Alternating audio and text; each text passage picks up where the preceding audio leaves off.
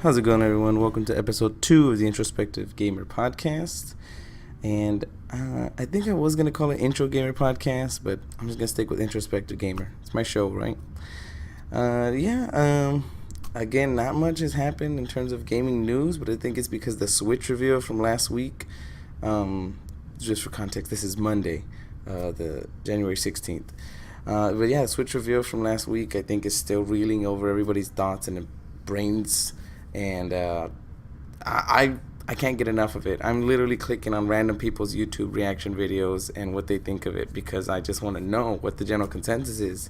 But one thing I've come across that I think is really weird is that there's actually a lot of negativity surrounding it, which really surprises me. Well, I guess not so much surprised because I understand the arguments they're saying about how Nintendo's outdated or they keep it's two steps forward or one step forward, two steps back kind of mentality that they do with every announcement that came.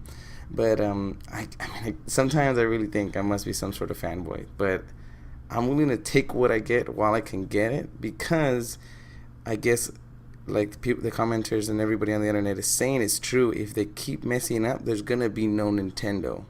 And instead of being bitter about it the whole way, I guess while Nintendo's here, I want to be a Nintendo fan.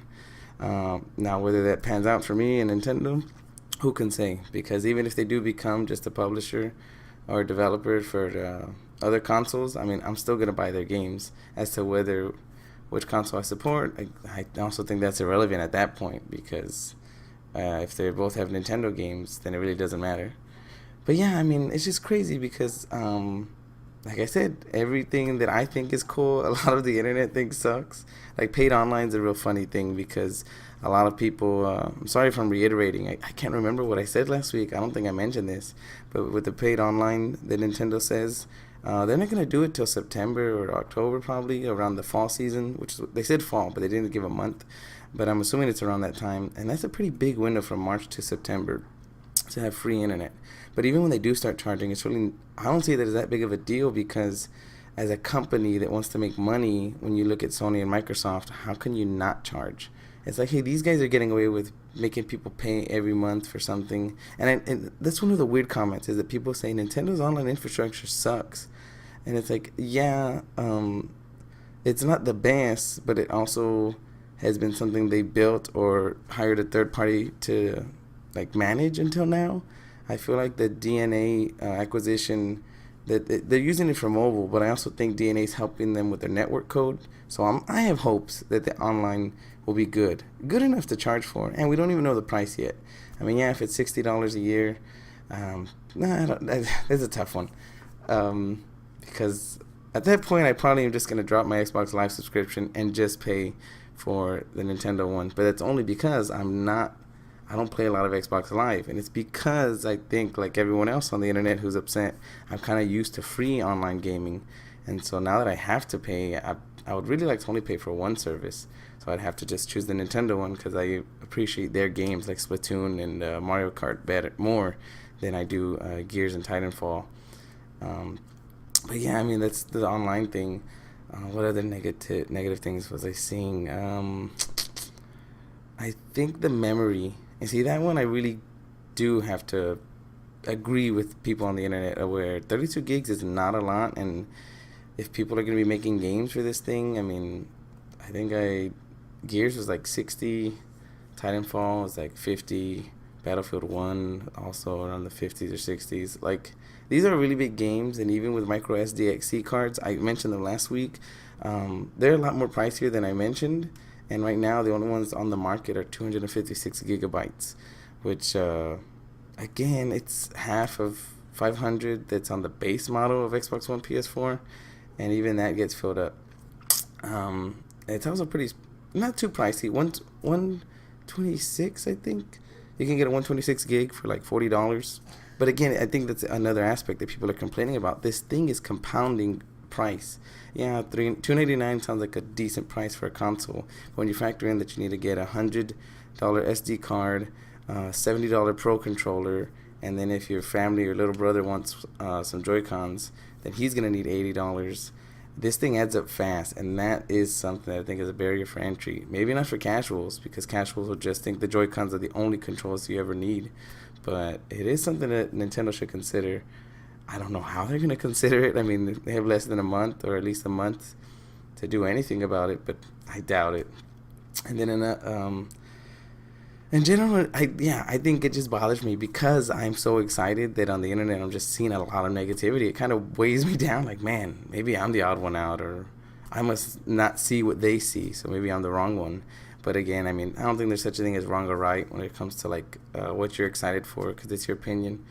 And then the second topic I wanted to talk about was that I wasn't buying games for the Wii U or 3DS. I usually buy digital, which is also why memory is a concern for the Switch for me as well.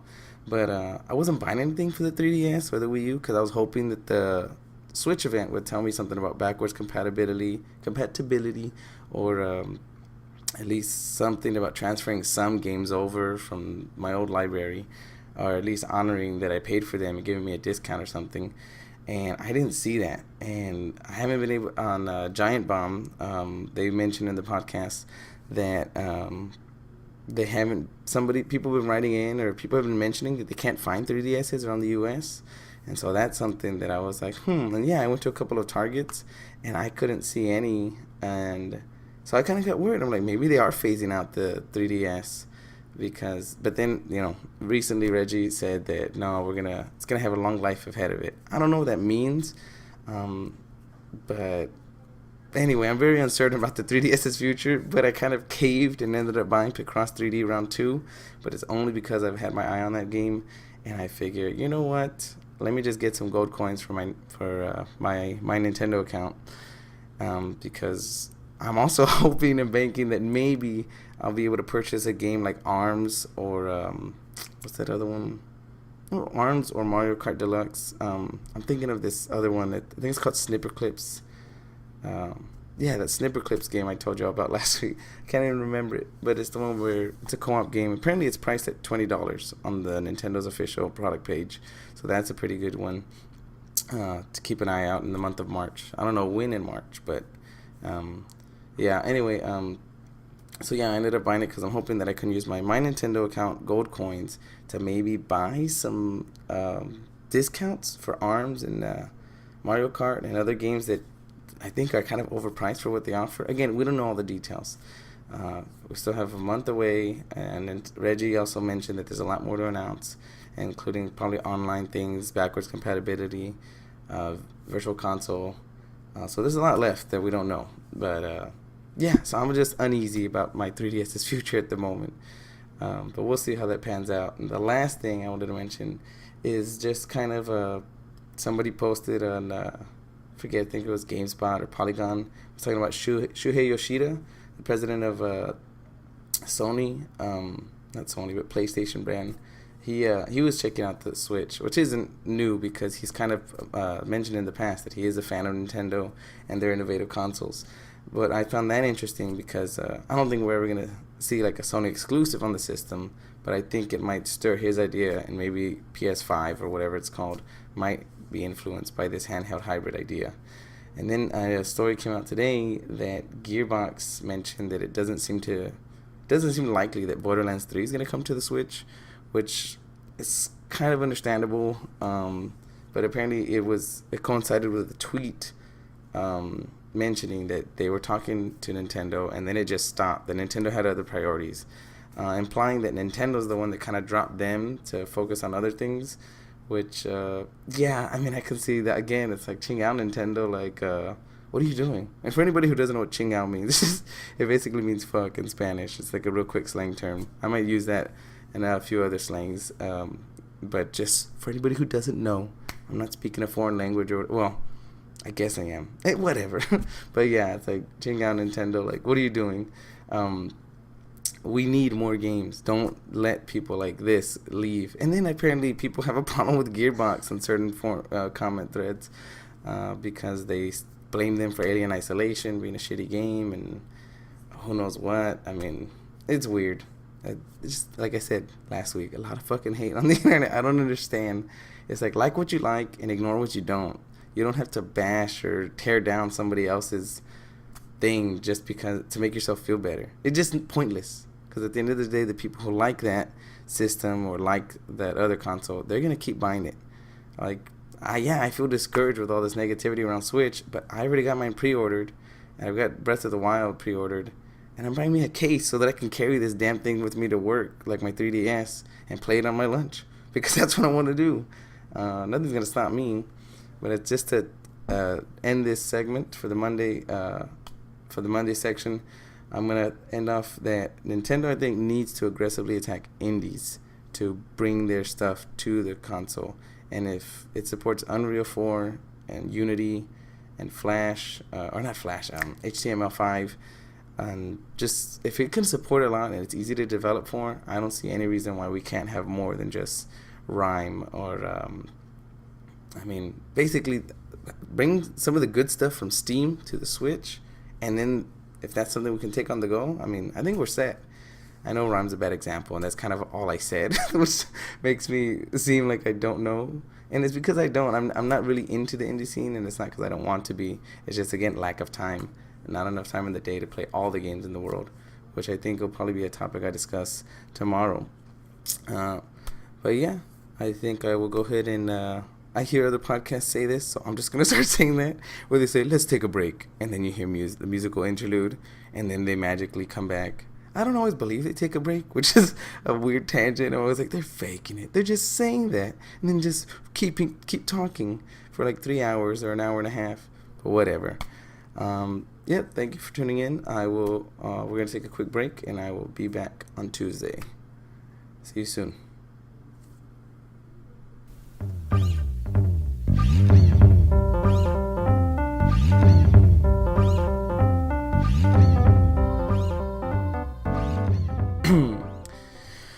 And we're back. Today's Tuesday the 17th, and I gotta tell you guys, to me it's been days. For you, it's been a week. Probably, I don't know how you're digesting information, but yes, I'm still talking about Switch, and I believe me, I want to talk about other things, and I do talk about other things, although there's no proof of that, because it's my second episode. But I will. Don't worry about it. It's going to be Switch or Nintendo all the time. It's just that I'm a mega fan. I've been waiting for this a long time.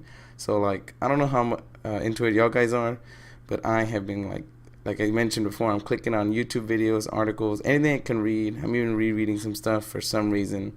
I was thinking about it, and I think it's because this is the first system in a long time that I've been able to pre-order and get a game. Basically, the first system in a while that I'm able to get at launch. I want to say I did get the Wii U at launch, but I don't think so. No, I didn't, because I got the Wind Waker bundle. Yeah, so, growing up, my parents would buy me systems, and they would get me systems at launch, but it was never, I was still a kid. It wasn't my own. It's kind of like the N64. That was the first system I bought with money that I saved up. And that was a really good feeling. And this is a very different feeling, because this is the first system that I've pre-ordered and will get on launch day with some games, or the game, Zelda Breath of the Wild. And so I think that's kind of what's driving me forward, because I'm like, oh, this is mine even before it's mine. I don't have to wait. I can be part of the conversation. I can be current of the Nintendo group anyway. As for how that translates into my... Xbox ownership, or whether I'll ever get a PlayStation system, I'm not too sure. Highly doubt it though. The only and I bought a PS. My brother bought a PS2, and I mooched off of him with a used copy, because I really wanted to play Shadow of the Colossus, and I really enjoyed that game. But yeah, a lot of the Sony library doesn't speak to me. I think Uncharted might, but because people sometimes refer to it as you're playing a movie. And it sounds very non-interactive, although I don't want to believe that it's that static. I'm pretty sure that you do interact with it somehow, but right now I don't know. Other than that, I think Killzone looked appealing to me, but I never ever got into that. Alright, now let's get to the topics of today. So the first topic I wrote... It's about the NES and Super NES, or the virtual console games that they're going to give for free on their online service. And I forgot, that they point out that they're going to have online functionality. Probably not all of them, but most of them. I think even maybe at bare minimum, leaderboards. Again, this is totally conjecture. I have no proof. But the real shitty part about all this is that's actually probably how they're going to make you pay for your virtual consoles again. So let's say, I don't know, you have Street Fighter and they add online matches to that. Well, you might have already bought Street Fighter 2 on your Wii and Wii U, but now they're like, hey, well, we've added online to it, so you still got to give us $2 to $3. We understand that you bought it already, because new people have to buy it for $7 again. But since you already bought it previously, you just got to give us $2. Again, I know a lot of people are on the fence about that. I'm not particularly bothered, but it's because I'm not really interested in virtual console games. That doesn't mean that they're not valuable. It's just me personally, I don't care. But I totally get why other people would care. Because, I mean, old game is old, as some people might say, but I also think that old games have value, especially if there's something you grew up with for nostalgic value and stuff like that. And kind of the crux of this whole segment today is going to be about, I listened to there's a kind of funny channel on YouTube, and they have a Patreon page, and it's basically former IGN editors, Greg Miller and Colin Moriarty, and, what's his name, Tim Geddes, and I forgot the other guy's name. Anyway, these people broke away and made their own show. And I like listening for Greg. Greg is kind of why I go there. He's a very good personality. Y'all might probably know him, and if you don't, go and check him out. Although, come back to here, too, because I need some clicks. Anyway, Colin, his co-host, he's a very, I guess, like an abrasive personality. And basically, he totally didn't like and doesn't like the Nintendo Switch as a move from Nintendo.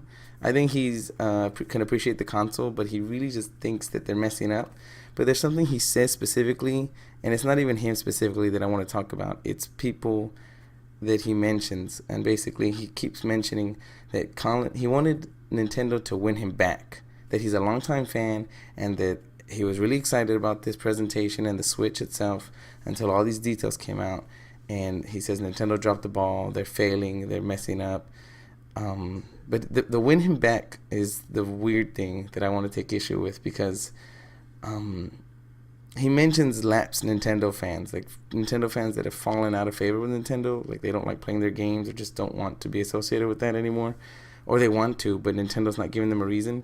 That's a very strange view for me, only because I see the relationship between consumer and I guess creator, whether it's content or manufacturer of items or goods and services. I feel like we're kind of at the mercy of the person who's distributing the product that we're consuming or buying.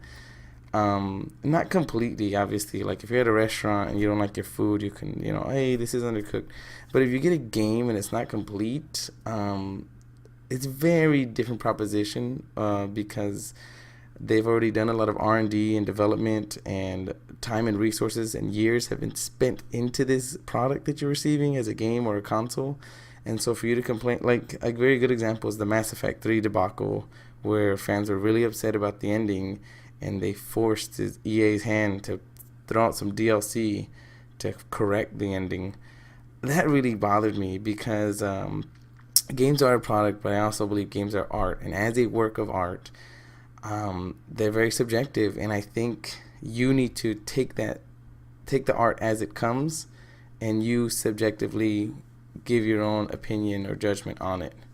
I don't think it's very fair to expect or hold creators accountable to a certain extent of, well, they owe me this, or there's a sense of entitlement, and that's kind of where I feel like this lapsed Nintendo mentality of Colin mentioning they need to win me back, or I wanted them to win me back.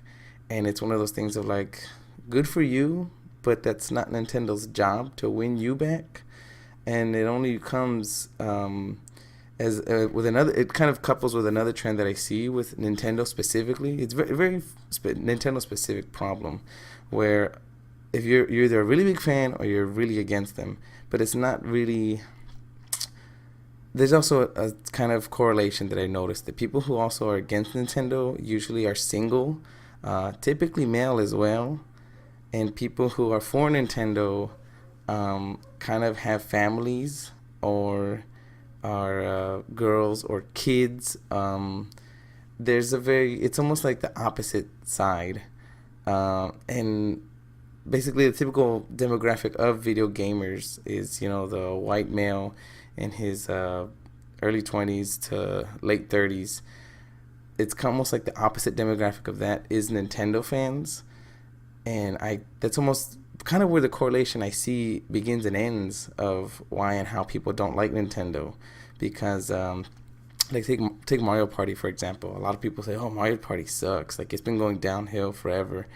I've never been a mega fan of Mario Party games, but to me they're kind of all the same, and I don't know what makes a good or bad one. But I know that they're dumb fun, and when you get a group of people together, it can be silly and have a good time.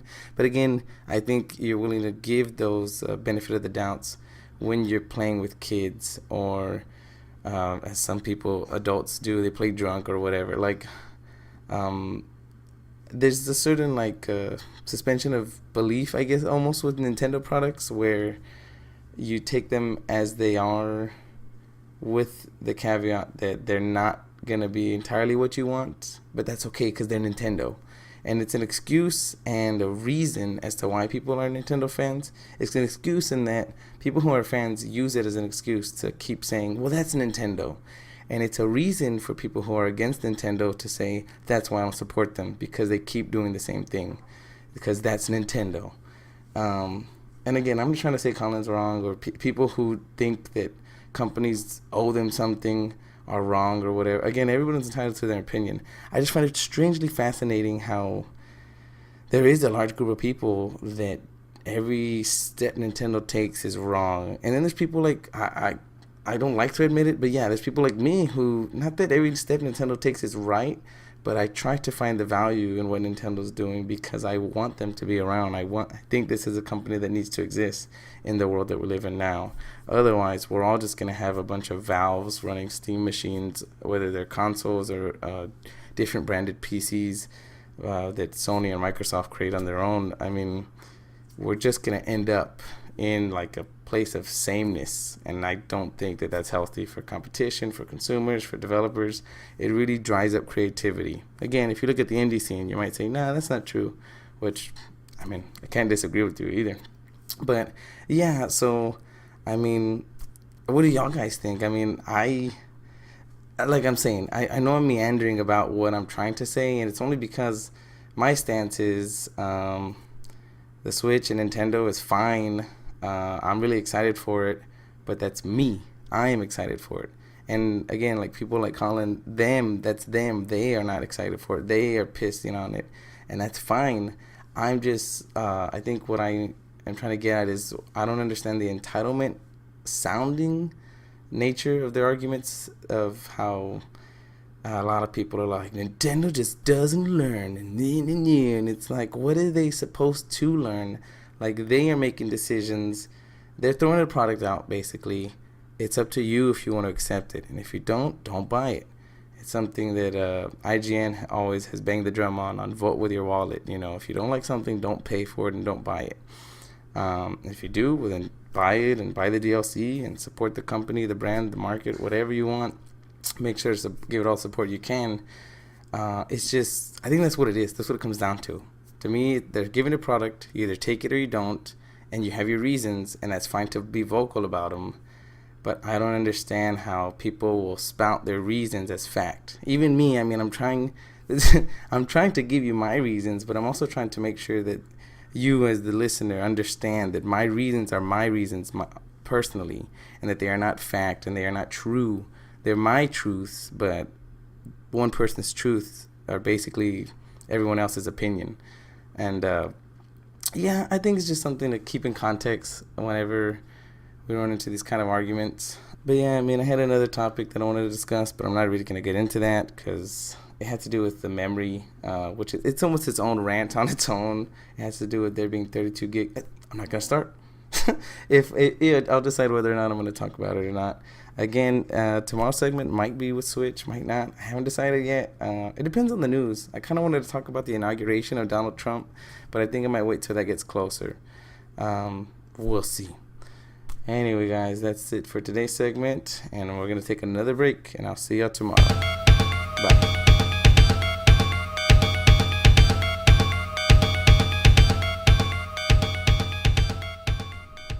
And we're back from, I don't know.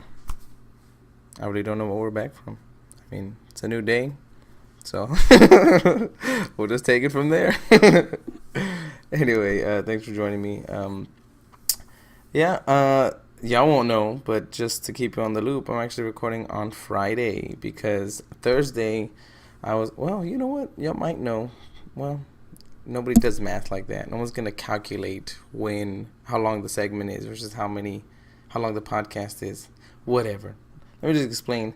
I was going to do an episode on Thursday, and it was actually, I deleted the little script I wrote, but it basically had to do with, I think PS4 was having some video games come out. They were like horror games, and I was going to kind of talk about how PS4 is just into horror with like Resident Evil and stuff like that. It wasn't a good argument, and also just me reading off a list of games coming out and something else. But what it is I think, like I mentioned in the last segment, I wasn't sure if I was going to talk about Switch, and it's because I feel like people are kind of getting tired of talking about it.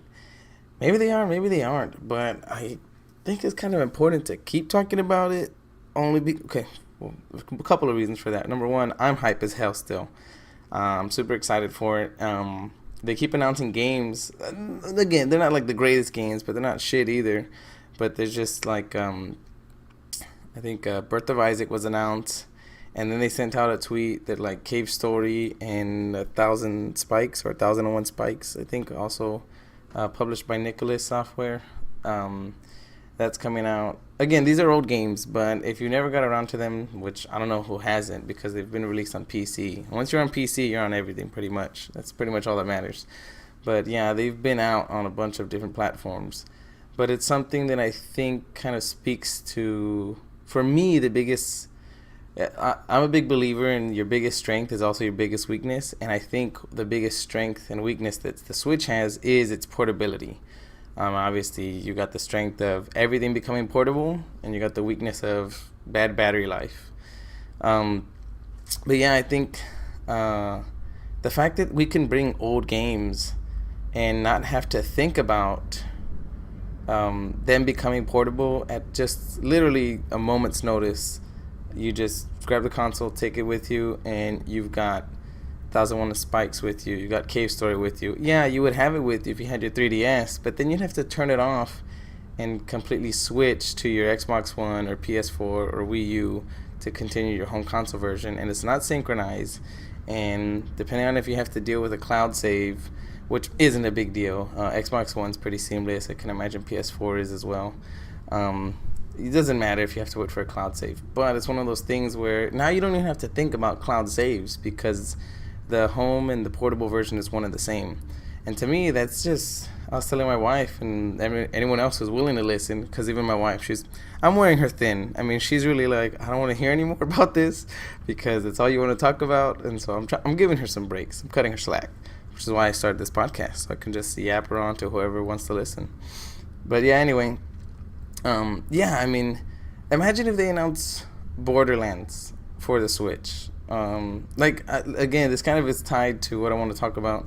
What does take Skyrim? I mean, yeah, Skyrim's a 2013 game, maybe even older actually. I'm not too sure when it came out, but it's pretty old. And I get it. It's like, why the hell would anybody play Skyrim? If you wanted to play it, you would have played it by now. And that's true, but some people really love the hell out of it. Also, it's kind of dependent on whether they allow mods or not on the Switch. But I think even without, my little brother right now, he's replaying it on his 360 for some reason. Again, I've never played it, so maybe it's that good. But still, let's say people like him who haven't played it in a while want to play it, but they don't want to have to plug in the 360 or rebuy it HD remastered for the 1 or 4. You can buy it for the Switch, and if you want to play it, you can play it. And if you're not too sure if you want to play it, just throw the Switch in your backpack, and then just play it at lunch at work or play it on the bus ride. Like, you now have access to Skyrim in portable mode. And the reason this is interesting, like they can port any old ass game from 3 or more years ago, and it instantly has become a portable version. And that to me is the big strength. Again, the downside is you're gonna burn through that battery life like quick. But again, if you're meeting your friends at Starbucks and y'all want to have, let's say, a Borderlands match, like I brought up, y'all bring your Switches at Starbucks, hook them up, and y'all can play at a table. I mean, I see assholes plugging their laptop all the time at Starbucks. And it's like, dude, go home. Like, I mean, how long are you gonna be on your laptop? But whatever, people do what they do.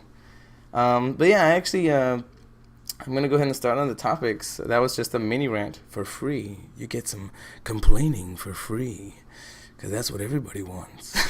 That's also a voice I've been annoying my family with. Sorry if it annoyed you as well.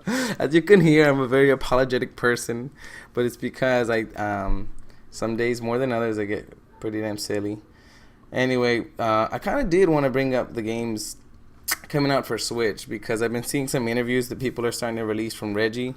And I was looking at the release calendar, and it's kind of, I can see what they mean, that they're spacing out releases month to month, and that actually does work out if you want those games. But even if you don't, I feel like the first couple of months have you pretty covered. So these are in March, just in March, and some of these are not confirmed, and I wrote them. Okay, just one. But anyway, the others are either in March or in April, or in spring. So let's just say the first 3 months. And I feel like we got quite a bit of games. Now, for the first one I wanted to really give a shout out for, it's Fast Remix, or RMX, Fast RMX. But again, like I said, that's a remix of Fast Racing Neo for the Wii U. Nobody must have played this, because I've seen people do previews from the Switch event, and they're like, "Oh, this is like F-Zero, or this is like a really fast, fun game." You gotta think it's like, no, I mean, this isn't new.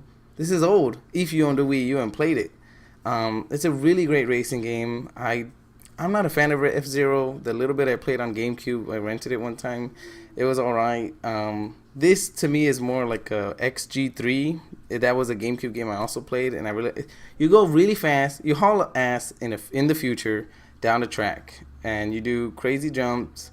You're at blistering high speeds. The graphics look fantastic, even for the Wii U, and even the videos I saw on the internet, this thing looks badass. I think if you like racing, you like going fast, and you like racing games are not my favorite. The only racing games I like are Mario Kart, and that's it. And it's because a lot of racing games also take themselves too seriously. I mean, there's just not a lot to do in my mind. It's kind of like how people rag on NASCAR. And they're like, you're just going in circles. I know that there's probably some strategy and stuff that you want to do. But for this one, I like how I'm actively paying attention to the races, because you have to actively switch between which color your thrusters are to match the ground layers. That sounds totally confusing, but when you play it, you understand. It's really great. Anyway, I just wanted to preach on that one a bit, because it's a really good one that I think people just brush aside. Okay, so the next one is I Am Setsuna in March. This is on March. I'll tell you when I switch months. I didn't play, but I hear it's out on PS4 already. Snipper Clips, Cut It Out Together. That's that clipping game I mentioned in the first segment. 1-2 Switch, an overpriced game with a lot of mini games inside.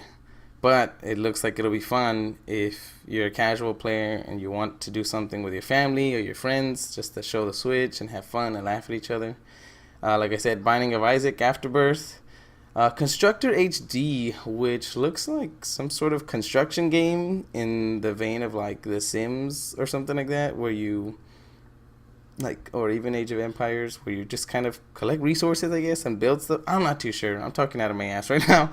But again, it's one of those games where it looks to me boring, but I know that that's kind of a big deal to some PC players. They kind of like those things where they just, looking at the screen and collecting resources and building things to see how they can expand their world.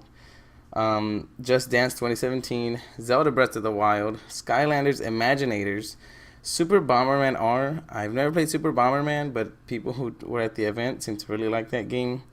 It sounds like a really fun multiplayer game. Again, I don't know the objective and stuff, but it sounds pretty cool. Has Been Heroes. Also, I saw a preview of this, I think on the live stream, And this one also looks like a very hardcore, almost PC-like game where if you like to manage your resources, you like to keep an eye on multiple things on the screen at once, this is the one for you. It has a lot of strategy, it seems. To me, not that it'd be overwhelming, but I know I'd hit a wall that I'm like, fuck, this game is too hard. And that's just me. I mean, when I get to a certain threshold, I just stop playing games if they're too hard because I believe games should be fun. And if they're aggravating to a point where you're just like, I don't know how to get through this, it's almost like it's just one of those things when you hit a wall. And now we're getting into May, or not even May, it's April. And we got Mario Kart 8 coming out in April, which is a really good game. If you haven't played it, probably because you didn't own a Wii U. And if you have played it and you're missing that battle mode, again, it's one of those things. That's why I brought it up in the beginning. It's Mario Kart 8 on the go. And you can play with Joy-Cons, whether you're using tilt controls or buttons. You can just bring it with you. You and a friend can play on the Switch on a desk or something. It's like I told my wife too. I keep bringing up that you can take things with you portable and play with friends because that sounds like some advertising bullshit that's Nintendo's spinning, but it just is. It sounds really cool, and what it is I don't have a lot of people to play with. But like my coworker, me and him, we go to lunch, and me and him usually stare at our phones and don't talk, but it's because we talk while we work. Irregardless, at lunch, I can see me playing Mario Kart with him or Fast Racing and Remix with him. Whether that lasts for one day or not, it doesn't matter because at the end of the day, I'll still be able to play Mario Kart 8 by myself or Fast Racing by myself and clear tracks. Like, the fact that I can choose what I want to do to me is really exciting. Possibility, options, that's the key word. And in May, we have Splatoon. But before we get to May, what's labeled as spring, in between Kart and Splatoon, we have Puyo Puyo Tetris, which again, I don't know. It's some version of Tetris.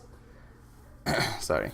Arms, that springy boxing game that I think looks good. Not $50 or $60 good, but like I said, if they're able to flesh it out and convince me, then yeah, I'll check it out. Disgaea 5 Complete. Again, I've never played it, but that one's also out already. Rhyme, which is an independent game that it's coming to a bunch of systems, but that one looks neat actually. I mean, I don't know what it's about, but from the trailer I saw, I'd imagine it's about a little boy who's stuck on an island full of puzzles, and that's it.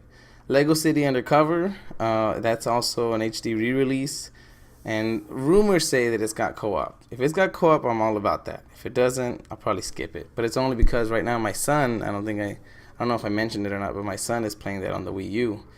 And if me and him could play that together, that'd be awesome. And then a game called Red Out.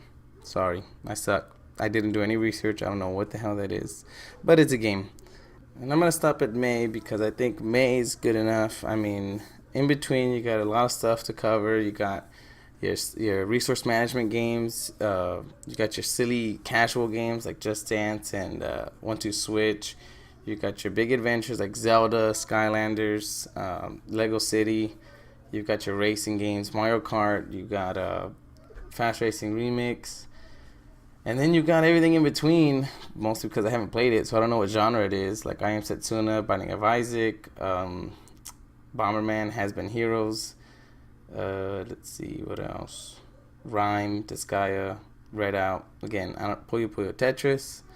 I think there's quite a variety. And again, I don't think that's all. Considering that they announced the Cave Story and 1001 Spikes, I can only imagine that a lot more indies and stuff are going to get on the scene. And that excites me because it's it almost falls into the next topic. Actually, the next topic is something else, but this has created an on-the-spot topic. And basically on the spot, I wanted to talk about how it seems that this is very easy to develop for, whether it's using Unity or Unreal, or even if its own architecture is just something that's simple to interface with when porting from other consoles. And that's exciting because, like I said, we're going to get a lot of old games that are just ported over, which is fine, but I understand why it sucks because a lot of us have already played them. But think about the people that haven't bought Wii U and that have been playing PS4. I think that's something people also don't keep in perspective. A lot of times, like PS4 has 40 million sold. I know people who have bought PS4s and all they're playing is COD. all they're playing is FIFA or Madden. Like, that's all they play. And maybe they'll venture into a racing game or two, but these people don't know what variety of games are really out there. And I'm not going to call them casuals or people who don't know anything. They're just regular consumers. And that's something people don't keep in perspective. The regular consumer is not going to have played Lego City Undercover. They're going to be playing Lego Star Wars or Marvel Legos or Indiana Jones Legos. But they won't have played Lego City Undercover because it only came out on Wii U and they were busy playing the PS4 or Xbox One. That's truth and reality. So like people say, oh, why would I buy this game?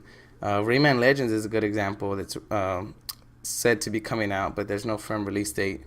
Why would I buy that again? It was out on PS4 or Xbox One. It's like you'd buy it again because more than likely you're not buying it again, but the casual consumer that has only been playing Call of Duty and doesn't want to share their system with their 6-year-old is like, oh, look, I can buy this for my son. And just like my smartphone or tablet, give it to them so they can play Rayman and leave my FIFA data alone or leave my Call of Duty data alone. There was a leaked image of user interface on Twitter from Nicholas who showed the other games coming out. And basically there was an icon that said switch account. You could change the account on your system and put it to your child's account and let them mess around with whatever the hell.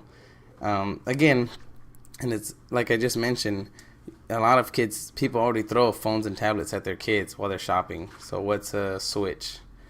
I mean, those damn phones cost more than the Switch, and so they're okay throwing that. There's a lot going on with the pricing of this accessories as well as the console, but very baseline. I'm gonna leave it at that.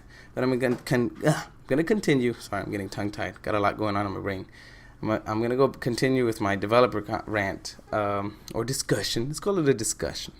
And yeah, I mean, we're gonna get a lot of indies and a lot of people porting stuff, and it's just going to work because it just does. Because the interface is simple and easy to port, and it's just gonna become a portable as well as a home console game.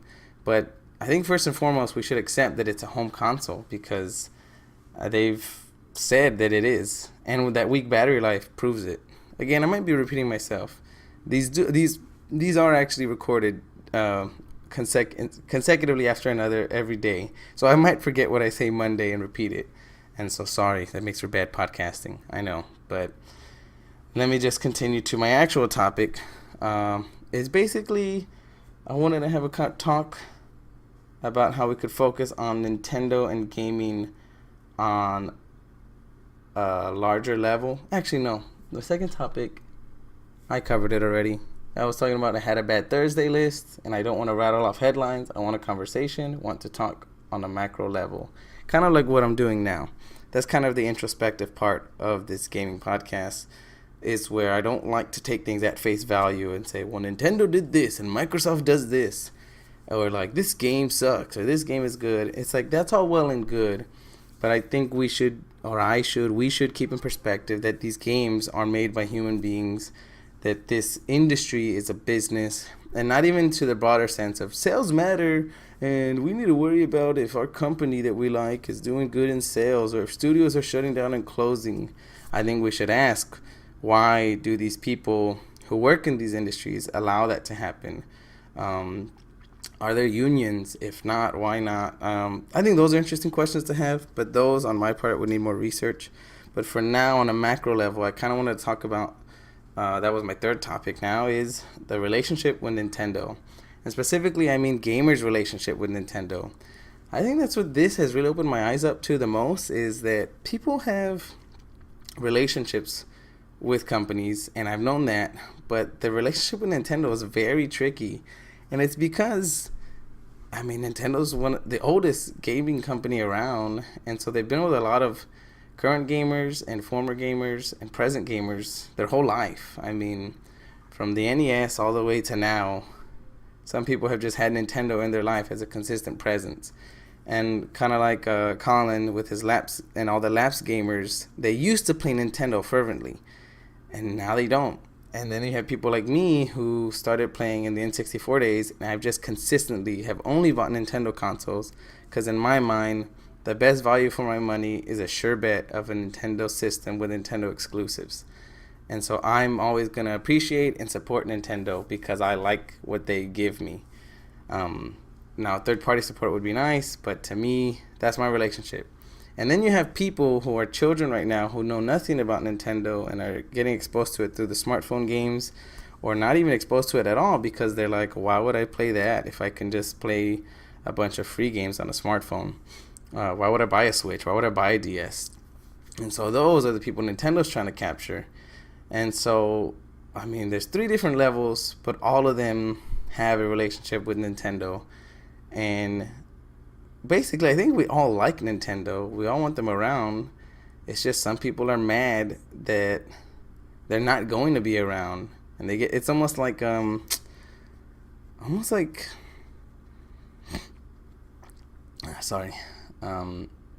if you have man, I'm really bad at making examples, and you'll find this out the more you listen. I'm just going to be spitting examples out, and they're going to be terrible. But it's almost like, let's say you have a relative that smokes. I mean, let's go really crazy. Fucking 10 to 20 packs of cigarettes a day. They're like a chimney. They're worse. And you know they're going to get sick. Even if they don't get cancer, I mean, fucking body's going to take a hit with all that smoke inside of it. And you're like, I wish they would stop. But if you tell them to stop, then they're not them. Like, that's my Uncle Joe who smokes 1 million packs a day.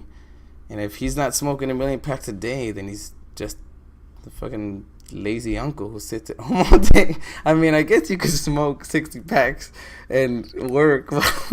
I don't think so. I think you'd be hindered at what you could do if you're busy smoking 60 packs of cigarettes.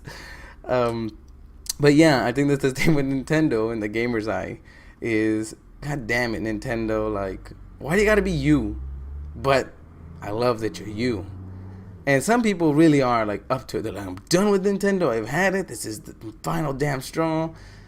But I am still going to come in when they bring a Zelda, or they bring a Mario, or they bring Metroid, if they ever bring a Metroid. Like, people still give themselves a foot in the door to come back to Nintendo because they don't want to throw the baby out with the bathwater, which is a very strange phrase. I've never actually stopped to think about what that means, but it doesn't sound good, throwing babies in bathwater, like in the same place. But whatever. And so this relationship with Nintendo is very, very fickle. It's very, I don't know how to explain it. It's just very fragile. It's a very fragile thing where, like I'm saying, people want Nintendo to be around, but they don't want to have to put up with their bullshit. But that's kind of not how it works. And that's kind of the point I was trying to drive at yesterday, where just like a real relationship with a real person, whether they're your friend, your relative, or your loved one, you have to take the good with the bad. And if you're not willing to take the good with the bad, then you need to just call the relationship off. What some people do, especially in the case of Nintendo, some people just stop it. And that's good. I think if you can admit that you don't want to, then you should just stop. But I think you should also stop commenting on it, like good or bad. Like, oh, that's good that they're doing that, or oh, that's never going to work. They're going to fail. Because it's like a relationship. When you break up with somebody or divorce from somebody or stop talking to somebody because they fucked you over, you need to stop talking. Because otherwise it's going to be like, how's so-and-so? Oh, well, I hope they're getting fat, or I hope they're doing that. Or you're like, oh, that's good for them. I'm glad everything worked out. No matter what you say, when the relationship's over, whatever you say is kind of like, it doesn't concern you. So what does it matter? Like, you and them are not together. You're not friends. Y'all stop talking. The same thing with Nintendo. It's like, you don't play Nintendo games, or you don't interact with Nintendo. So what does it matter if you say, oh, that Metroid game's not any good, or that Zelda game's gonna look like shit, or oh man, that Mario game looks fantastic. It's like, what does it matter? You're not gonna play it. You haven't played in years. Like, don't worry about it. And that's kind of the moral of the story, is don't worry about it. For everybody. I mean, whether you support Nintendo or you're against them, don't worry about it. Because at the end of the day, Nintendo's gonna do Nintendo, and our job as consumers is to vote with our wallets, and to like what we like and don't like what we don't like, and support what we want to support and don't support what we don't. It's very simple. I mean, like, it's really not as complex as, like, Nintendo is doomed and, like, oh no, Sony and Microsoft licked Nintendo's balls. It's which is another funny picture. But yeah, it's just, it's crazy. It's insane. But I mean, I also kind of like it, and that's why I participate in this nut house called video games, and that's why I'm gonna keep doing it, and hopefully as old as I can get. Saddest day of my life when I lose my vision, when I'm like 80 years old. But anyway, that's this week's podcast. Hope you guys liked it. If you guys ever want to drop me a question or anything, do it through my Twitter. I have an email, but I'm not going to deal with that. I might even shut down my website. No, I'm not going to shut down my website because that's where I get my donations. I have a pre-recorded segment that I'm going to throw at the end of this, and now it's not going to flow together because I've been talking my shit over it. But I'll be repeating myself in a couple of seconds, and it'll tell you where you can reach me at. But yeah, send me questions, comments, and everything. I mean, I want a conversation. Yeah, out of this thing, I want a conversation. If you've been reaching, I'm going to have to repeat myself in the beginning of my next podcast because I don't think people will reach the end because they're like, I'm tired of this blabbering asshole. But yeah, I mean, I want a conversation, guys. I could talk into a mic all day. Okay, I couldn't. I'd get bored. But anyway, I want you guys to give me feedback. I mean, even if it's bad, I'll take it. But good or bad, I want you to ask me questions. I want to engage with you. I want, hey man, you're totally wrong. Nintendo has failed in many ways, and here's why. Hey man, the Switch, it's not that expensive. I mean, I've got like 4 Mercedes and a Bugatti in the back. It's like, oh, well, thanks for giving me a perspective. Perspective, that's what I want. I want engagement with the audience, and I want us all to gain some perspective from conversation. If a whole podcast is just me reading emails, that's not going to happen. But I wouldn't mind wasting a segment or two or spending a segment or two reading emails because I want a conversation. And yeah, I mean, depending on how many emails or tweets I get, I'll open up a YouTube chat or a Google Hangout. I don't think Google Hangout exists anymore though. But I'll open up a YouTube live segment and I'll talk to y'all guys and answer questions and interact. I mean, I just want us to talk. I want a conversation. I don't want this one-sided stuff, which is kind of why I kind of called out like Colin and other people because they kind of represent one-sided arguments as if they're correct in the gospel. And I don't think that's anybody's right to do, or not so much our right. We can do whatever we want, right? But I just don't think that's healthy for any debate or argument to just be like, this is my side and here's why. It's like, good for you, but are you willing to listen to other people? And if you are, why not? Why don't you? Instead of wasting your time talking on a video in a one-sided argument. But I'm not calling out Colin specifically for that. I'm talking about a lot of people who rant on the internet and stuff like that. I think we need to talk more. And that's what I want. I want us to talk.